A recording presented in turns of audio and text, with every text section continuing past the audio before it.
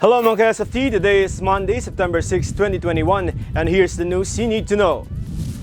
Naitala muli ngayong araw ang highest one-day tally ng COVID-19 new cases sa bansa na umabot sa 22,415. 103 ang namatay at lampas 20,000 ang naka-recover. Umabot na sa 2,103,331 ang kabuang kaso ng COVID-19 sa bansa at nasa 159,633 ang active cases o yung pinapagaling pa. Inaprubahan ni Pangulong Duterte ang pag-aalis ng travel restrictions sa mga bansang India, Pakistan, Bangladesh, Sri Lanka, Nepal, United Arab Emirates, Oman, Thailand, Malaysia at Indonesia.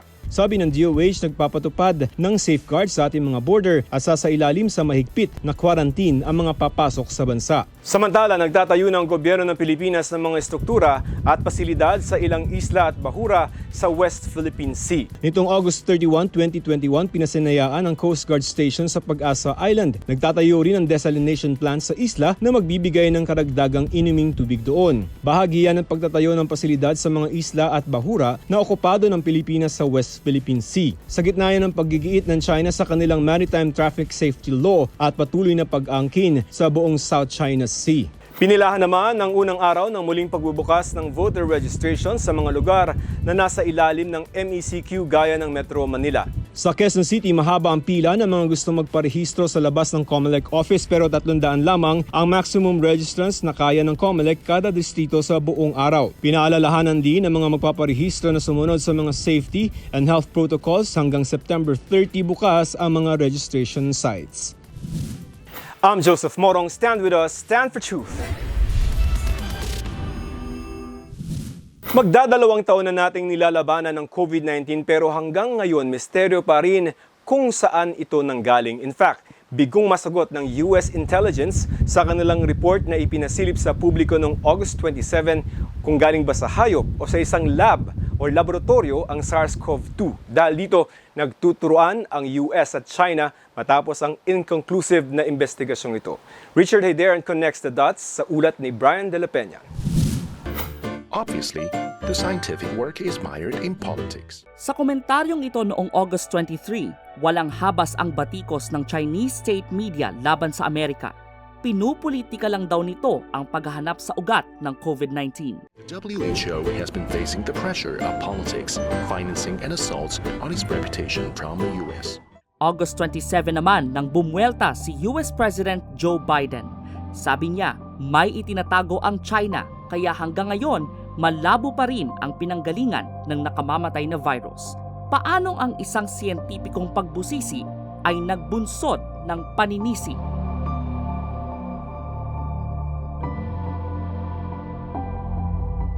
Naaalala niyo pa ba ang Wuhan, China? Ito ang unang epicenter ng novel coronavirus, eventually known as COVID-19, na idineklarang pandemya ng World Health Organization noong February 2020. Hati ang mga eksperto sa COVID-19 origin, hayop o aksidente sa lab. For a very long time, itong mga competing hypotheses are more politicized rather than scientifically discussed. No? Politicized in the sense that on one hand, former President Donald Trump, Republican Party, and more conservative elements in the West and among China's rivals, ang sinasabi nila is ito ay nag-spillover from Wuhan Institute of Virology. Sa pagdaan ng panahon, hindi lang sakit sa katawan ang kumalat, kundi pati sakit sa lipunan. Kita natin over the past few months, maraming Asian Americans ay nabiktima ng mga racist attack. President Trump used quite racist language. Chinese virus. I can name Kung Flu. Kaya para magkaalaman, nitong Enero at Pebrero, binisita ng WHO ang Wuhan. Inalam nito ang pinagmula ng sakit sa isang joint study kasama ang China. Ang verdict ng investigasyon. The findings suggest that the laboratory incident hypothesis is extremely unlikely and to explain the introduction of the virus into the human population. Pero iniulat ng US media nitong Mayo na ayon sa isang intelligence report, 3 researchers sa Wuhan lab ang nagpagamot ng respiratory illness noong November 2019, 1 buwan bago pumutok ang balita hinggil sa itinuring na novel coronavirus. This was classified in the past, but now medyo nagli-leak din yung information about possible laboratory leak. Kaya nitong May 26, utos ni President Biden sa intelligence community, suyuring muli ang mga posibleng ugat ng pandemya sa loob ng 90 days. Ilang buwan naman matapos ang joint study sa Wuhan, nagsalita na rin ang WHO. The raw data was not shared, and now we have designed the second phase of the study, and we are asking actually China to be transparent, open, and cooperate, especially on the information raw data that we asked for at the early days of the pandemic. Pero di payag ang China rito dahil posibleng maging prioridad ulit ang muling pag-ungkat sa posibilidad na lab leak. This is a very sensitive issue, and China wants to make sure na hindi sila i-blame for what they believe is, a spontaneous accident. Pasok ulit sa eksena ang Amerika. Their position is irresponsible and frankly dangerous, and it's not a time to be stonewalling. Matapos ang palugit na ibinigay ni Biden sa US intelligence, napagkasunduan nilang hindi raw biological weapon ang coronavirus at malayo ang posibilidad na gawa ito ng tao. Pero kung galing ba ito sa hayop o sa lab leak, wala silang malinaw na sagot. Ang nakita lang nila, mukhang may katwiran ang dalawang teorya. At walang alam ang Chinese officials tungkol sa virus bago ito kumalat. So eto na, birada ng US sa China, nagtatago raw ito ng impormasyon. Buwelta ng Beijing, namumulitika lang daw ang Washington. We once again urge the United States not to politicize the whole issue. I would say, scapegoating China cannot whitewash the US. Patuloy ang sisihan sa pagitan ng dalawang malalaking bansa, pero matuntun man o hindi ang pinagmulan ng pandemya, nananatili ang sitwasyong dulot nito. Maraming inosenteng tao ang hirap makabangon. At para sa marami, ito ang mas dapat pagtuunan ng pansin. Ang focus dapat ngayon is in terms of containing the pandemic, yung massive vaccination of people.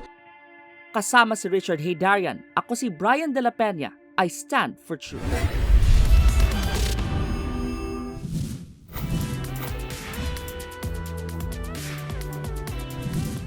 Isa sa ilalim na sa General Community Quarantine o GCQ ang Metro Manila ngayong September 8 hanggang September 30, 2021. Pero magkakaroon ng tinatawag na granular o localized lockdowns. For the record mga ka-Stand for Truth, ano ba ang ibig sabihin niyan ng granular lockdown?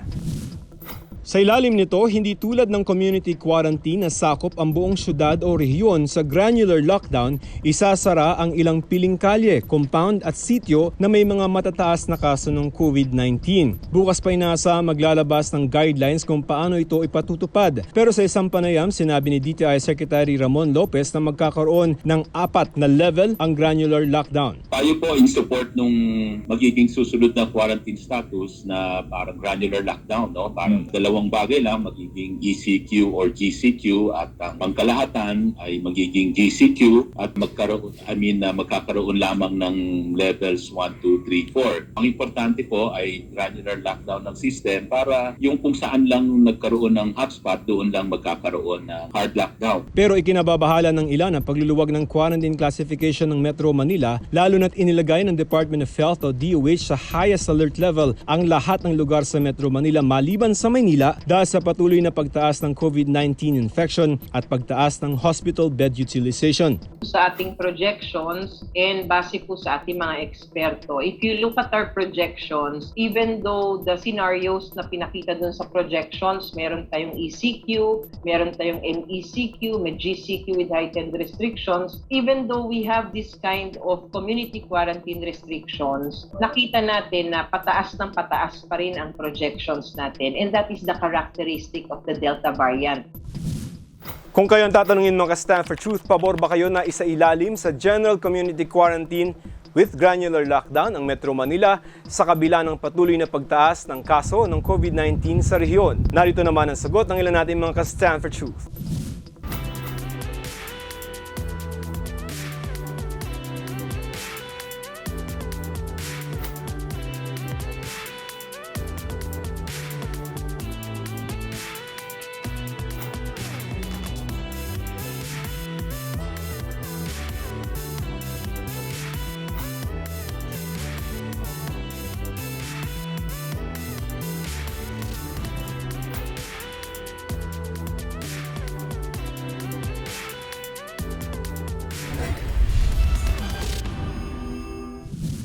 And that's all for today, mga ka-SFT. Don't forget to like and follow Stand for Truth GMA Facebook page for the latest updates. I'm Joseph Morong. Stand with us. Stand for Truth.